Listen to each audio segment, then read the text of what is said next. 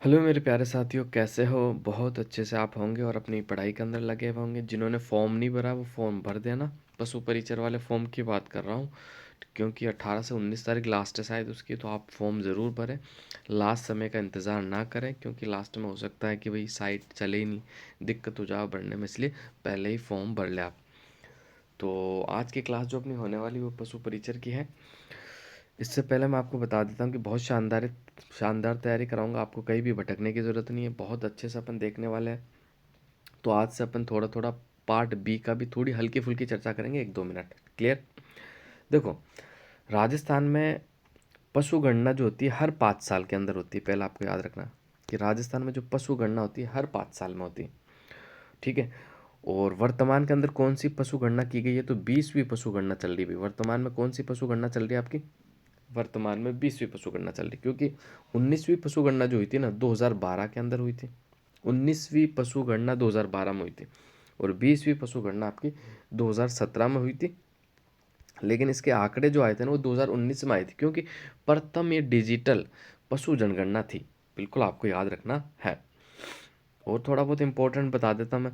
तो भारत में प्रथम जनगणना जो हुई थी ना, देखो पशुओं की जो प्रथम जनगणना हुई थी वो दिसंबर 1919 से अप्रैल 1920 के मध्य आपकी भारत के अंदर पहली पशु गणना रिपोर्ट हुई थी। बिल्कुल आपको याद रखना है। जबकि राजस्थान में पहली बार पशु गणना कब हुई? तो राजस्थान में पहली पशु गणना हुई थी आपकी 1951 में।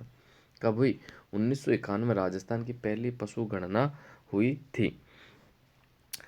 अब थोड़ी सी चर्चा कर लेता हूँ कि देश में सबसे ज़्यादा पशुधन, यानी सबसे ज़्यादा पशुधन कहाँ पाया जाता है? तो यूपी में पाया जाता है। यूपी के बाद दूसरे स्थान पे है अपना राजस्थान।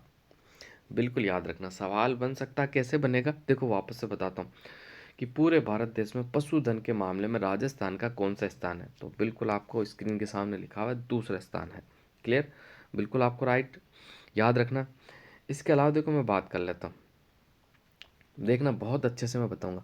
19वीं पशुगणना रिपोर्ट की अगर मैं बात कर लेता हूँ तो 19वीं पशुगणना रिपोर्ट के अंदर राजस्थान में कुल कितना पशुधन था? तो राजस्थान में था 5,577 लाख, कर लो चलो ठीक है, 577 लाख थे। और 20वीं पशु गणना की मैं बात कर लूँ तो 20वीं पशु गणना में कितने हो गए? 568 लाख हो गए। क्लियर? दोनों की तुलना देखना, बिल्कुल क्लियर करवा दूंगा एक बार में। 19वीं पशु रिपोर्ट के अनुसार कुल पशुधन 5.77 लाख थे। 20वीं पशु रिपोर्ट के अनुसार राजस्थान में कुल पशुधन 568 लाख थे। तो सवाल ये बनेगा कि 19वीं रिपोर्ट की तुलना में 20वीं रिपोर्ट में कुल कितनी पशुधन में कमी आई? तो आपका आंसर हो जाएगा 1.66। कितनी आई? 1.66% की कमी है, ये याद रखना। ठीक है। दूसरा, राजस्थान में पशु घनत्व कुल कितना है? तो आप सभी को पता हो जाएगा भाई, 166 प्रति वर्ग किलोमीटर। ठीक है, बिल्कुल आपको याद रखना है। राजस्थान में पशु घनत्व कितना है? 166 प्रति वर्ग किलोमीटर। राजस्थान में सर्वाधिक पशु घनत्व आपका दौसा का है। सबसे ज़्यादा पशु घनत्व आपका दौसा का 292 प्रति वर्ग किलोमीटर। ठीक है, बिल्कुल आपको याद रखना। जबकि न्यूनतम पशु घनत्व आपका जैसलमेर का है, 83, यानी 83 वर्ग प्रति किलोमीटर। ठीक है, ये आंकड़े आपको याद रखने। कल और मैं आपको नए आंकड़े बताऊंगा। अब अपन क्लास की तरफ बढ़ते हैं। तो ये जो आपका पेपर है, लैब असिस्टेंट वाला पेपर था, ये 2016 में हुआ था। इसमें लगभग आपके 50 क्वेश्चन राजस्थान जीके से पूछे गए थे। उन्हीं क्वेश्चनों को मैं अच्छे से हल करने वाला हूँ और बहुत बेहतरीन आंकड़े में बांट पी के भी आपको उपलब्ध करवाता रहा हूँ समय समय पर, और नई क्लासें भी लेंगे। आप बस क्लास को शेयर करें, क्लास से जुड़े रहें, रोज़ की क्लास रोज़ देखें। देखो तैयारी कैसे करनी है, एक बार मैं ब्रीफ दे देता हूँ आपको। भाई मैंने एक क्लास बनी, मेरी क्लास लगभग आधे घंटे की आपके पास उपलब्ध होती है। तो आधे घंटे की क्लास को एक बार तो आप अच्छे से देखें। ठीक है, दूसरी बार जब देखें तो उसकी स्पीड आप 1.5 कर लें। कितनी कर लोगे? 1.50, यानी 1.50 पे देखना। तीसरी बार जब आप देखो तो उसको पूरी 2 की स्पीड से देखना। यानी एक दिन में आप 3 बार मेरी क्लास को देखना, एक ही क्लास को। इतना अच्छे से याद होगा। कोई ऑथेंटिक किताब पढ़ने की ज़रूरत नहीं पड़ेगी, कोई गाइड खरीदने की ज़रूरत नहीं पड़ेगी, किसी से कहीं से पढ़ने की ज़रूरत नहीं, किसी भी यूट्यूब से मत पढ़ना। इतनी बेहतर तैयारी हो जाएगी कि मज़ा आ जाएगा, क्योंकि अपने पास 4 महीने हैं। 4 महीने का मतलब जानते हो आप? 120 दिन अपने पास पड़ा है। ज़बरदस्त तैयारी हो जाएगी। बस आप जुड़े रहे कंटिन्यू, और क्लास को अपने मित्रों के साथ शेयर करें, चैनल को सब्सक्राइब करें। एक बेहतर तैयारी मैं आपकी करवाने वाला हूँ। तो बढ़ते हैं। आपके जो राजस्थान जीके के क्वेश्चन करवाए गए थे उन क्वेश्चनों को अपन हल कर लेते हैं। आपके 100 से स्टार्ट है भैया ना। पहला आपके फिजिक्स केमिस्ट्री मैथ्स आता है आपका लैब असिस्टेंट में, तो वो है। उसके बाद आपके राजस्थान जीके के क्वेश्चन है। तो देख लेते हैं अपन राजस्थान जीके क्वेश्चन कहाँ से स्टार्ट हो रहे हैं आपके। तो यहाँ से स्टार्ट हो रहे हैं। ये हो गया आपका 98, ये हो गया 100, 100 और 1। पहला क्वेश्चन आपके सामने है, बड़ा शानदार है। पेपर थोड़ा ये ऐसे ही मिला, ब्लर है, अच्छे से देख लेना, कोई दिक्कत वाली बात नहीं होगी। तो पहला क्वेश्चन आपके सामने है, देख लेते इसका उत्तर आपका क्या होने वाला है। तो आज का पहला प्रश्न, पुस्तक वीर विनोद किसके द्वारा लिखी गई है।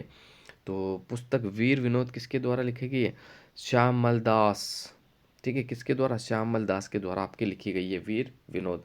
जबकि वंश भास्कर किसके द्वारा लिखा गया है, वंश भास्कर आपका लिखा गया सूर्यमल मिश्रण के द्वारा, बिल्कुल आपको याद रखना। केसरी सिंह बारठ, जिनका जन्म शाहपुरा भीलवाड़ा में होता है, इनके पुत्र प्रताप सिंह बारठ के बारे में कल मैंने आपको विस्तार से बताया था, बिल्कुल आपको याद रखना है। और भारतीय लिपिमाला जो ग्रंथ है किनका है, GH ओझा, गौरी शंकर ओझा का ये ग्रंथ है, बिल्कुल आपको याद रखना। गौरी शंकर ओझा का संबंध सिरोही रियासत से था, बिल्कुल आपको याद रखना है। बढ़ते हैं अगले क्वेश्चन की तरफ। मैसोलिथिक शब्द का वास्तविक शाब्दिक अर्थ होता है। तो मैसोलिथिक का जो शाब्दिक अर्थ होता है ना, वो आपका होता है मध्य पाषाण कालीन। क्या होता है भाई, मध्य पाषाण कालीन, बिल्कुल आपको याद रखना है। जबकि मैं बात कर लेता हूँ मध्य पुरा पाषाण कालीन को क्या कहेंगे, तो मिडल पैलियोलिथिक एरा। और जबकि मैं बात कर लेता हूँ उच्च पुरा पाषाण काल को इंग्लिश में क्या कहेंगे, तो अपर पैलियोलिथिक एरा। और निम्न पाषाण काल को आपका कहेंगे लोअर पैलियोलिथिक टाइम्स। ठीक है, काल आ गया आपका। अगले क्वेश्चन की तरफ बढ़ते हैं। निम्नलिखित में से कहा के शासकों द्वारा रावल तथा महारावल की उपाधियां ग्रहण की गई थी। तो 103 का जो आपका सही आंसर हो जाएगा, बिल्कुल डूंगरपुर के जो शासक हुए थे ना, वो रावल और महारावल की उपाधियां ग्रहण करते थे, बिल्कुल आपको याद रखना है। बढ़ते अगले क्वेश्चन की तरफ। कोटा राज्य का संस्थापक निम्न में से कौन था। तो कोटा राज्य का जो संस्थापक था राव माधो सिंह था। भाई कौन था, राव माधो सिंह, बिल्कुल आपको याद रखना। ऑप्शन नंबर 2 जो है आपका बिल्कुल राइट आंसर हो जाएगा। निम्नलिखित में से किस मुगल सम्राट ने सवाई जय सिंह को राज राजेश्वर की उपाधि से विभूषित किया था। तो 105 का जो आपका राइट आंसर हो जाएगा मोहम्मद शाह।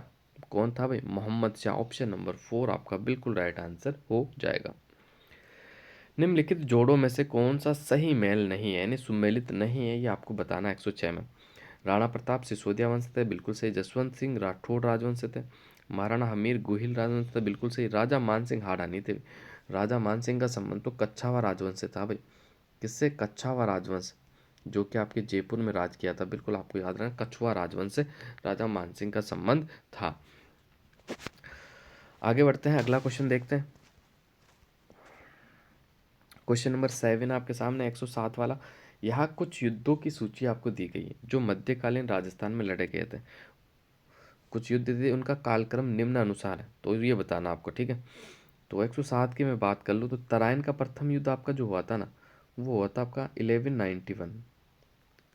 खानवा का युद्ध आपका जो हुआ था 1527। सुमेल यानी गिरी सुमेल या जैतरण का युद्ध, ये सम्मेल सुमेल है, ये आपका हुआ था 1544। भटवाड़ा का युद्ध आपका हुआ 1761। क्लियर, अब सम्मिलित कर लो आप। 107 में आपका सही आंसर कौन सा होने वाला, तो देखो सबसे पहला आपका तराइन, तराइन के बाद खानवा, खानवा के बाद गिरी सुमेल के बाद बंटवाड़ा, ये तो बिल्कुल क्रम से जमा। ऑप्शन नंबर 2 आपका बिल्कुल राइट आंसर हो जाएगा। निम्नलिखित स्थानों में आगे उनसे संबंधित किले और दुर्गों के नामों में कौन सा युग्म सही है, ये आपको बताना है। देखते हैं, तो जोधपुर में सही कौन सा है, जैसलमेर में, ये तो बिल्कुल सही नहीं। जैसलमेर में आपका मेहरानगढ़ नहीं, मेहरानगढ़ तो जोधपुर में। जोधपुर में आपका जूनागढ़ नहीं, जूनागढ़ तो आपका बीकानेर में। बीकानेर में आपका सुनारगढ़ नहीं है, सुनारगढ़ तो आपका जैसलमेर के किले को कहा जाता है। तो बस शेरगढ़। ऑप्शन नंबर 3 जो है इसका आपका बिल्कुल राइट आंसर हो जाएगा, शेरगढ़, जिसे आपका कोशवर्धन कहा जाता है। ये शेरगढ़ आपका कहाँ पड़ता है, बिल्कुल आपको बताना कहाँ पड़ता है, 12 के अंदर पड़ता है। कहाँ पड़ता है, 12 के अंदर आपका पड़ता है। संत पापूजी के शिष्य मुख्य थे। तो संत पापूजी के जो शिष्य है वो कौन है, तो रहबारी है, आपको बिल्कुल याद रखना। रहबारी और रायका, ये जो है ये आपके संत पापूजी के मुख्य शिष्य हुए हैं, बिल्कुल आपको याद रखना है।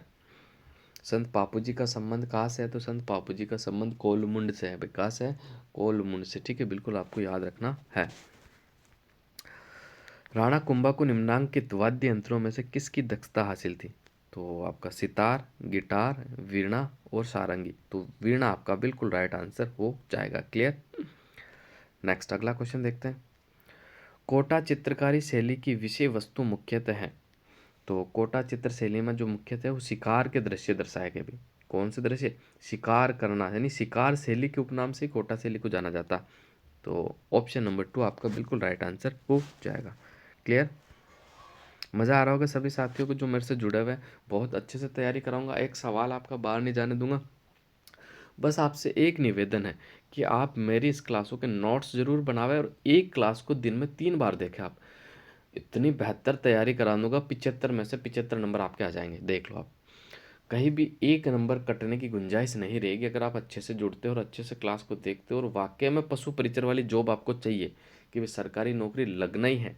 तो बस आप टाइम का सही से यूटिलाइज़ कीजिएगा। 6 से 8 घंटे पर डे आप निकालें, आपकी जॉब आसानी से लगेगी। तो क्वेश्चन नंबर 112 आपके सामने है, देख लेते हैं 112 का सही आंसर आपका क्या होने वाला है। तो सूची फर्स्ट को सूची सेकंड से मिलाना आपको, ठीक है। तो 112 की बात कर लूँ तो सबसे पहले शेख हमूमुद्दीन मिट्ठे माबली, यानी शेख मिट्ठे शाह की दरगाह आपकी तो सभी को पता गागरोन में पड़ती। कहाँ पड़ती भी? गागरोन के अंदर। इसके बाद मैं बात कर लेता हूँ, तो मौलाना जियाउद्दीन की दरगाह आपके जयपुर में है, कल ही मैंने आपको बताया था, ठीक है। इसके बाद में शेख नजमुद्दीन की दरगाह फतेहपुर सीकर में पड़ती है भाई, और शेख बाबा इसाक की दरगाह आपके खाटू के अंदर पड़ती है। क्लियर। वापस से बता देता हूँ, शेख हमूमुद्दीन मिट्ठे महाबली गागरोन में, मौलाना जियाउद्दीन की दरगाह आपके जयपुर में पड़ती है, शेख नजमुद्दीन की फतेहपुर में पड़ती है, और शेख बाबा इशाक की दरगाह आपके खाटू में पड़ती है। तो इसका जो 112 का राइट आंसर हो जाएगा आपका बिल्कुल ऑप्शन नंबर 1 आपका बिल्कुल सही आंसर हो जाएगा। तो आगे बढ़ते हैं, अगला क्वेश्चन देख लेते हैं बहुत ही शानदार तरीके से। तो अगला क्वेश्चन आपके सामने है 113, क्वेश्चन नंबर 113 आपके सामने है। निम्नलिखित में से कौन जल दुर्ग का उत्तम उदाहरण है, ये आपको बताना है। तो 113वें क्वेश्चन की मैं बात कर लूँ तो बड़ा आसान क्वेश्चन भी है वैसे। देखो, कोटा, अजलगढ़, गागरोन और शाहबाद। तो देखो हमारा टी ब्रेक भी हो गया, थोड़ी सी चाय भी पी लेते हैं। तो देखो राजस्थान में जल दुर्ग का जो सबसे अच्छा उदाहरण है ना वो है गागरोन। आपको याद रखना, गागरोन का किला। इसके अलावा भी राजस्थान में आपके हैं। इसके अलावा मैं बात कर लूँ तो आपका बेसरोडगढ़ भी जल दुर्ग की श्रेणी में आता है, ठीक है। बेसरोडगढ़ के अलावा मैं बात कर लूँ तो चित्तौड़गढ़ को भी जल दुर्ग की श्रेणी में रखा जा सकता है।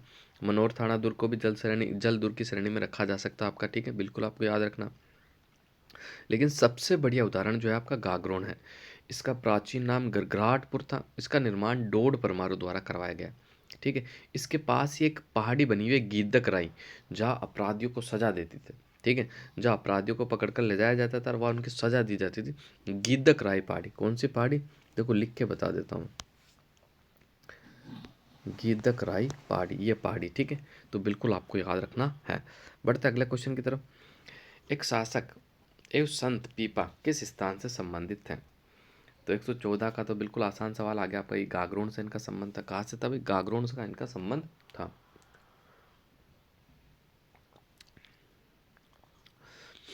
संत गागरोन की मैं संत पीपा की मैं बात कर लेता हूँ। तो देखो, संत पीपा की छतरी आपकी कहाँ बनी हुई है? तो संत पीपा की छतरी आपकी गागरोन में। संत पीपा की गुफा आपकी टोडाराई टोक में। संत पीपा का मंदिर आपका समदड़ी बाड़मेर में है। अब नए जिलों के बाद बात कर लेता हूँ, वैसे बनेगा नहीं लेकिन फिर भी बता देता हूँ। इनकी छतरी तो गागरोन में ही है, लेकिन इनका जो गुफा है ना टोडाराई से, वो अब टोक में नहीं केकड़ी में शामिल हो गया। और समदड़ी आपका बाड़मेर में नहीं, अब बालोतरा में शामिल हो गया। ये नया है, लेकिन आप पुराना याद रखें, फिर भी मैंने आपकी नॉलेज के लिए आपको बता दिया है, बिल्कुल आपको याद रखना है। आगे बढ़ते हैं। तो क्वेश्चन नंबर 115 जो है ना आपका डिलीट हो गया है भाई। डिलीट होने का कारण क्या हो सकता है मैं आपको बताता हूँ। देखो, एक धर्मनिरपेक्ष स्मारक है जिसे राणा कुंभा ने 1448 में बनाया था। देखो राणा कुंभा के काल में बना था ये। दूसरा, इसका जो राइट आंसर था ना ये था, ये एक धार्मिक स्थल है जिसे वेल का भंडारी ने 1448 में बनवाया था। लेकिन इसको क्यों डिलीट किया इसका कारण पता नहीं है, तो आप देख सकते हैं वो एक बार कंफर्म कर लेना। बाकी इसका निर्माण वेल का भंडारी ने करवाया है, ठीक है। श्रृंगार चंवरी, यहीं पर आपके महाराणा कुंभा की जो पुत्री थी उसका विवाह भी हुआ था। अगला क्वेश्चन देखते हैं, सीताबाड़ी का प्रसिद्ध मेला किस जिले में लगता है? तो सीताबाड़ी का प्रसिद्ध मेला आपके बारां में लगता है। कहाँ लगता है? बारां के अंदर आपका लगता है, बिल्कुल आपको याद रखना है। सीता माता का मेला तो प्रतापगढ़ में लगता है और सीताबाड़ी का मेला आपके बारां में लगता है।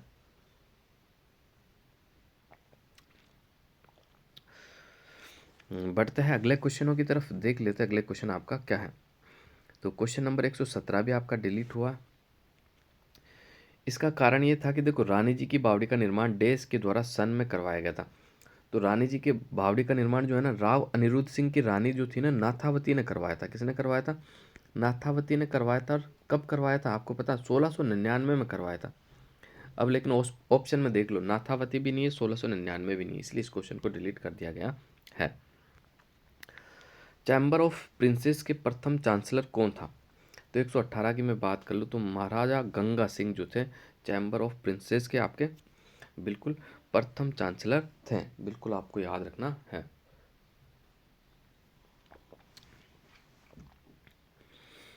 अगले क्वेश्चन की तरफ बढ़ते हैं। क्वेश्चन नंबर 119 है आपके सामने, मेवाड़ और अंग्रेजों के मध्य संधि पर कब हस्ताक्षर हुआ था? हालांकि 119 भी आपका डिलीट है क्योंकि 12 जनवरी को नहीं हुआ था, ये 13 जनवरी 1818 को हस्ताक्षर किए गए थे। ठीक है, बिल्कुल आपको याद रखना, इसीलिए आपका ये क्वेश्चन डिलीट कर दिया गया। और इस समय जो आपके शासक थे ना, वो महाराणा भीम सिंह थे। कौन थे? महाराणा भीम सिंह, बिल्कुल आपको याद रखना है, ये सवाल एग्जाम में बन सकता है। मेवाड़ और अंग्रेजों के मध्य जब संधि हो रही थी तो मेवाड़ के शासक आपके कौन थे? भीम सिंह थे। अगला क्वेश्चन देखते हैं, भरतपुर और अलवर ने ब्रिटिश ईस्ट इंडिया कंपनी के साथ कब संधियां की थी? आपको बताना। तो भरतपुर ने तो सितंबर में कर ली थी, अलवर ने नवंबर 1803 में। तो ऑप्शन नंबर 1 ही आपका बिल्कुल राइट आंसर हो जाएगा। 121वें क्वेश्चन की बात कर ले, राजपुताना एजेंसी की स्थापना देश में और देश हुई थी। तो राजपुताना एजेंसी की स्थापना 1832 में हुई थी और अजमेर के अंदर हुई थी। ऑप्शन नंबर 4 आपका बिल्कुल राइट आंसर हो जाएगा। अगला क्वेश्चन है, मेवाड़ राज्य प्रजामंडल की स्थापना में देश के द्वारा की गई। तो देखो, मेवाड़ राज्य प्रजामंडल की स्थापना तो जो हुई थी ना, वो तो सही कि 24 अप्रैल 1938 को हुई थी, लेकिन किसके द्वारा की गई थी ये ऑप्शन सही नहीं दिया। ये माणिक्यलाल वर्मा के द्वारा हुई थी, जबकि बलवंत सिंह मेहता तो इस प्रजामंडल के प्रथम अध्यक्ष थे और स्थापना जो करी थी वो माणिक्यलाल वर्मा के द्वारा की गई थी। इसलिए ये क्वेश्चन भी आपका डिलीट हो गया था, क्योंकि ये सही ऑप्शन है, इसके सामने आपका बलवंत सिंह मेहता लिखा हुआ, जबकि माणिक्यलाल वर्मा लिखना चाहिए था। अगला क्वेश्चन 123 की बात कर लेते हैं, निम्न में से कौन सी घटना को महात्मा गांधी ने दायर करते के से दुगनी विभत्स कांड बताया है? तो 123 का जो राइट आंसर हो जाएगा, नीमू चढ़ा घटना मई 1925 में जो हुई थी, इसी को विभत्स बताया है। और ये जो घटना हुई थी आपके अलवर रियासत में हुई थी। कौन सी रियासत में हुई थी? अलवर रियासत में हुई थी। यहाँ के जो शासक थे महाराजा जय सिंह थे उस समय। कौन थे वे? महाराजा जय सिंह। प्रसिद्ध एकी आंदोलन का नेतृत्व किसके द्वारा किया गया था? तो प्रसिद्ध एकी आंदोलन का जो नेतृत्व है वो किसके द्वारा किया गया? मोतीलाल तेजावत के द्वारा किया गया था। ऑप्शन नंबर 2 है आपका बिल्कुल राइट आंसर हो जाएगा। जबकि भगत आंदोलन का जो नेतृत्व है वो गोविंद गिरी द्वारा किया गया था। किसके द्वारा किया गया था? गोविंद गिरी के द्वारा। और साधु सीताराम दास की मैं बात कर लूँ तो बिजोलिया आंदोलन का जो प्रथम चरण में जो नेतृत्व किया था वो साधु सीताराम दास के द्वारा किया गया था। आगे बढ़ता है अगला क्वेश्चन, नव राजस्थान को राजधानी की मुद्दा पर हल करने हेतु एक कमेटी का गठन किया गया, जिसके अध्यक्ष कौन थे? तो देखो, वो कमेटी आपकी सत्यनारायण समिति थी, उसके अध्यक्ष सत्यनारायण राव ही थे, इसलिए इस क्वेश्चन को भी डिलीट कर दिया गया क्योंकि ऑप्शन में नहीं है आपका। अगला क्वेश्चन देखते हैं, क्षेत्रफल में राजस्थान का जैसलमेर जिला धौलपुर जिले से कितना बड़ा है? तो आप सभी को पता है कितना बड़ा है। तो 126 का जो आपका राइट आंसर हो जाएगा 12.66 गुना बड़ा। कितना बड़ा भाई? 12.66 गुना बड़ा है। जैसलमेर के क्षेत्रफल की बात कर लूँ तो 38,401 वर्ग किलोमीटर है, जबकि मैं धौलपुर की बात कर लूँ तो 30-33 वर्ग किलोमीटर है। ठीक है, बिल्कुल आपको याद रखना है। अगला देख लेते हैं, अरावली की निम्नलिखित पर्वत चोटियों को उनकी ऊंचाई के अवरोही क्रम में व्यवस्थित करना है। देखो आ गया ना कितना अच्छा सवाल।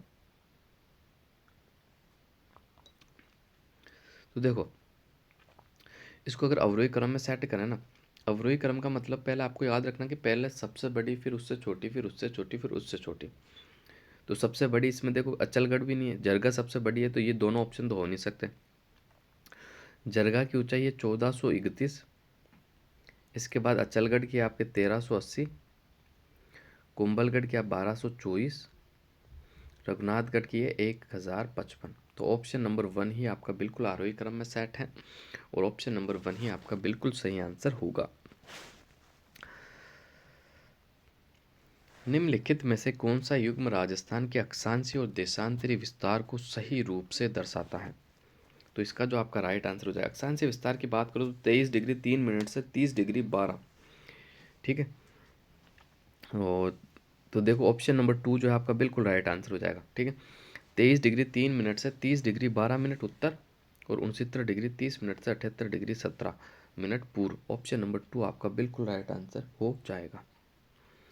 अगला क्वेश्चन देखते हैं। क्वेश्चन नंबर 129 है आपका।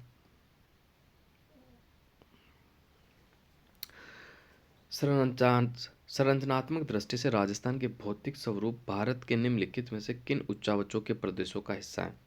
तो 129 का जो आपका राइट आंसर हो जाएगा उत्तरी वृहद मैदान और प्रायद्वीपीय पठार। ऑप्शन नंबर 1 जो है आपका बिल्कुल राइट आंसर हो जाएगा।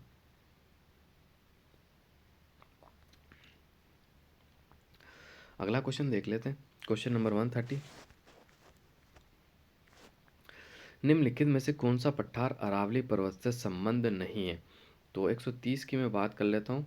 तो 130 का जो आपका राइट आंसर हो जाएगा, देखो लसड़िया का पठार भी अरावली से संबंधित है, उडिया का पठार भी अरावली से संबंधित है, भोराट का पठार भी अरावली का है, बघेलखट का पठार ये मालवा के पठार का हिस्सा अरावली, ये विद्यन कंगार सरणी माता अरावली में नहीं आता। तो ऑप्शन नंबर 3 आपका बिल्कुल राइट आंसर हो जाएगा।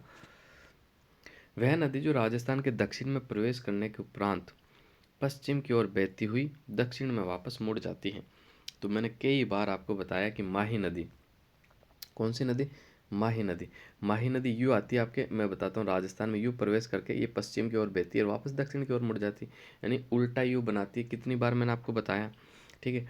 और ये आपके करक रेखा को भी 2 बार काटती है, बिल्कुल आपको याद रखना।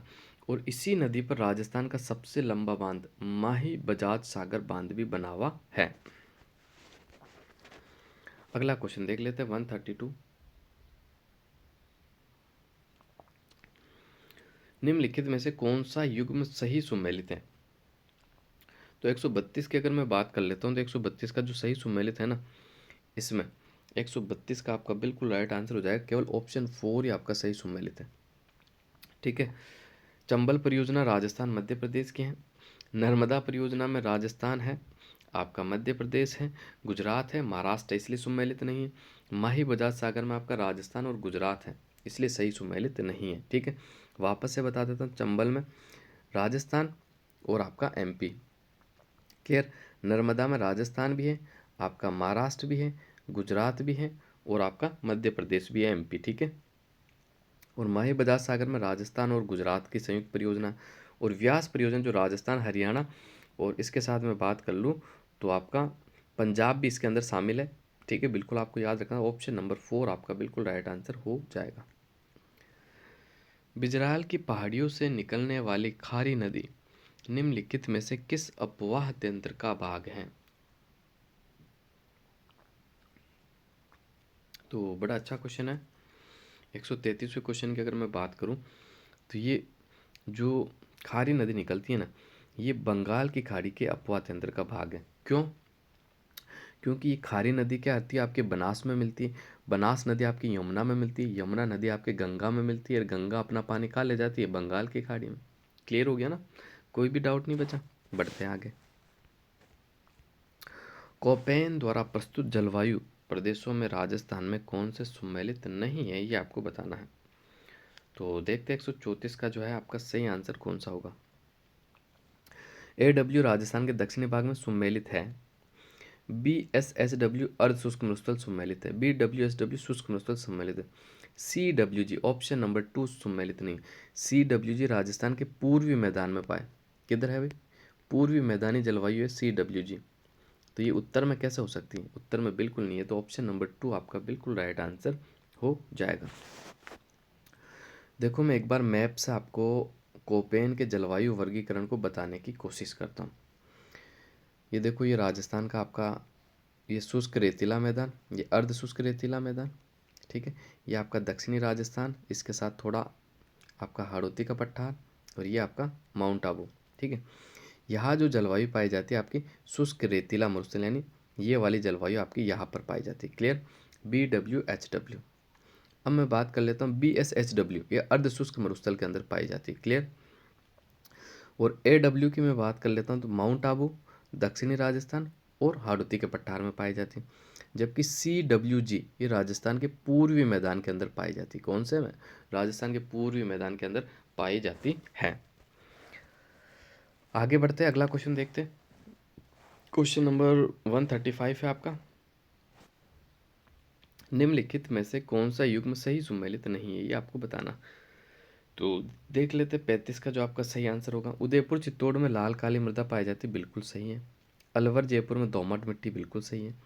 श्री गंगानगर हनुमानगढ़ में भूरी बलुई पाई जाती है, रेव रीना मृदा पाई जाती है, और ठीक है, और दोमट मृदा भी पाई जाती है। इसलिए ऑप्शन नंबर 3 आपका बिल्कुल राइट आंसर हो जाएगा, क्योंकि राजस्थान में सबसे ज़्यादा खेती, सबसे ज़्यादा सिंचित एरिया, सबसे ज़्यादा पानी जो मिलता है वो गंगानगर हनुमानगढ़ को मिलता है, ठीक है। बिल्कुल आपको याद रखना है। तो ऑप्शन नंबर 3 आपका बिल्कुल राइट आंसर हो जाएगा। तो क्वेश्चन नंबर 136 आपके सामने, इसको डिलीट कर दिया गया, तो इसकी चर्चा मैं बिल्कुल आपके सामने नहीं करने वाला हूँ। 137 अपन देख लेते हैं। इंदिरा गांधी नहर पूर्ण होने पर राजस्थान में कितने क्षेत्र के द्वारा सिंचाई का लाभ प्राप्त हो सकेगा? तो इसका जो राइट आंसर है 19.65 लाख हेक्टर, बिल्कुल आपका राइट आंसर हो जाएगा ऑप्शन नंबर 4। पश्चिमी राजस्थान की मिट्टी अम्लीय और क्षारीय तत्वों से संसिक्त कैसे हो जाती है? तो 138 का जो आपका राइट आंसर है, मिट्टी की निचली सतह से ऊपर की ओर कोशिका द्वारा जल रिसाव से। ऑप्शन नंबर 2 आपका बिल्कुल राइट आंसर हो जाएगा।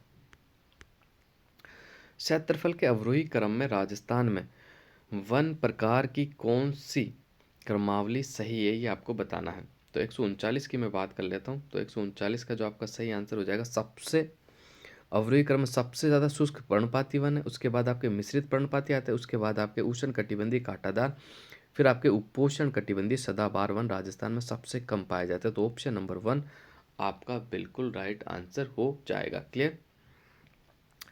सबसे ज़्यादा शुष्क पर्णपाती, उसके बाद मिश्रित पर्णपाती, उसके बाद आपका उष्ण कटिबंधीय कांटेदार, फिर आपका उपोष्ण कटिबंधीय सदाबहार वन पाए जाते हैं।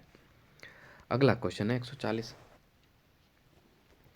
राजस्थान में निम्नलिखित में से किस वन्यजीव पारिस्थितिक स्थलों पर वर्तमान में जैव विविधता और जीन पूल संरक्षण का कार्य प्रगति पर है?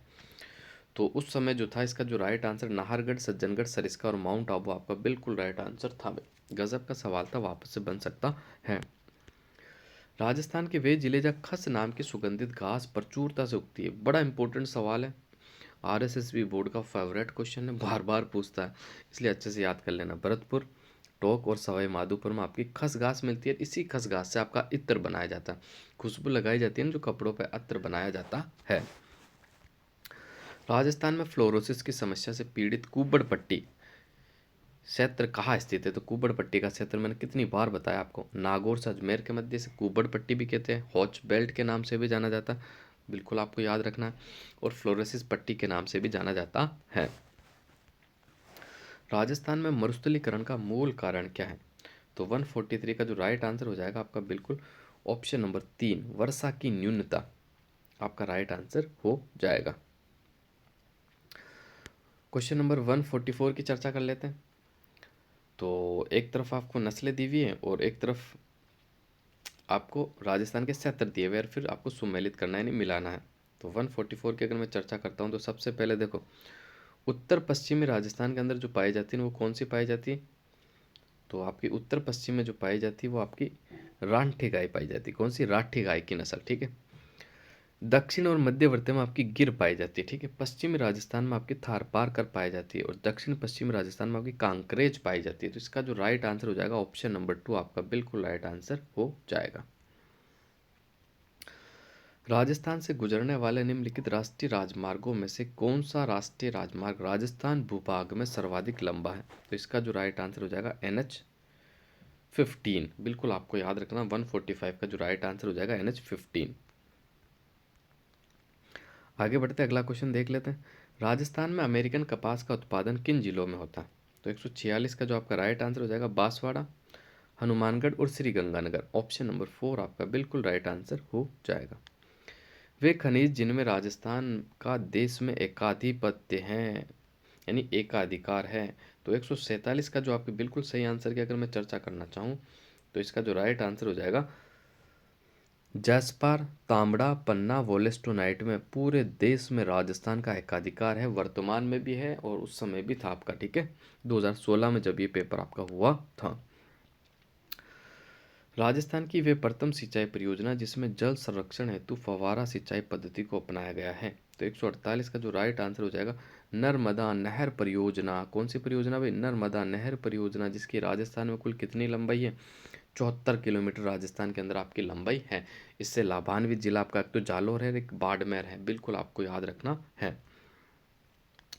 क्वेश्चन नंबर 149 आपके सामने है, देख लेते हैं 149 का आपका सही आंसर क्या होगा।